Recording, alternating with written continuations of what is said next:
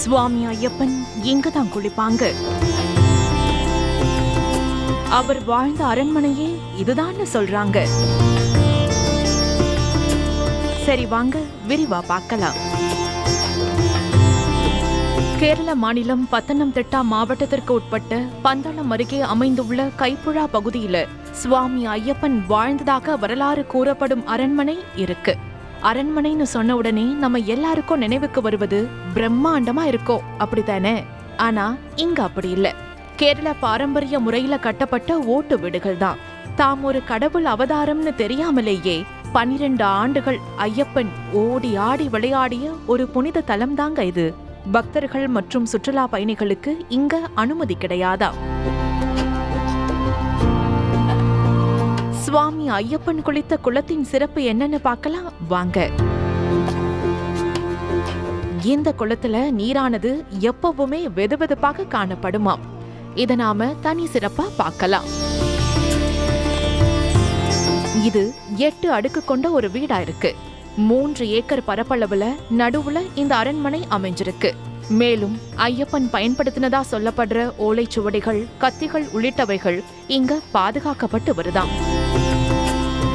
ஐயப்பனோட தந்தை ராஜசேகரன் ஐயப்பனுக்காக சுத்த தங்கத்தால ஆன ஆபரணங்களை செய்திருந்தார்னோ அந்த ஆபரணங்கள் இன்னும் பாதுகாக்கப்பட்டு வரதாவும் சொல்லப்படுது.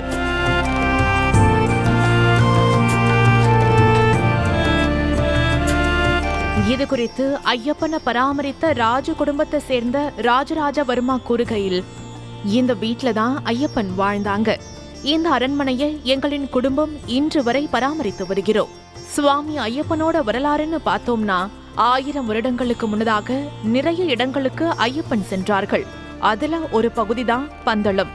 ஐயப்பன் எங்களின் மகன் எனவும் ஐயப்பனை வளர்த்த ராஜாவிற்கு ஐயப்பனுக்கு ஆபரணங்கள் அணிவித்து காணணும்னு ரொம்ப ஆசை இருந்துச்சு.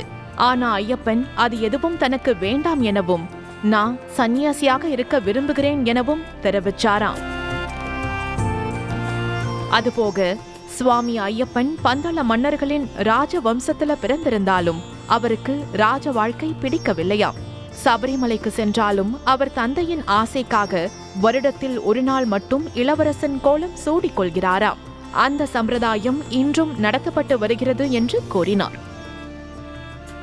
ஐயப்பനെ ആഭരണങ്ങൾ അണിഞ്ഞ് പാത്ത് അവിടുത്തെ 7 days അവിടുത്തെ പൂജാതി കർമ്മങ്ങൾ നടത്തി തിരുമ്പി തിരുവാഭരണമായി വന്നിടും. അതാണ് നമ്മുടെ പഴയകാല ചരിത്രം കേട്ടുകേൾവിയും. செய்திகளை உடனுக்குடனும் துல்லியமாகவும் தெரிந்து கொள்ள சப்ஸ்கிரைப் பண்ணுங்க.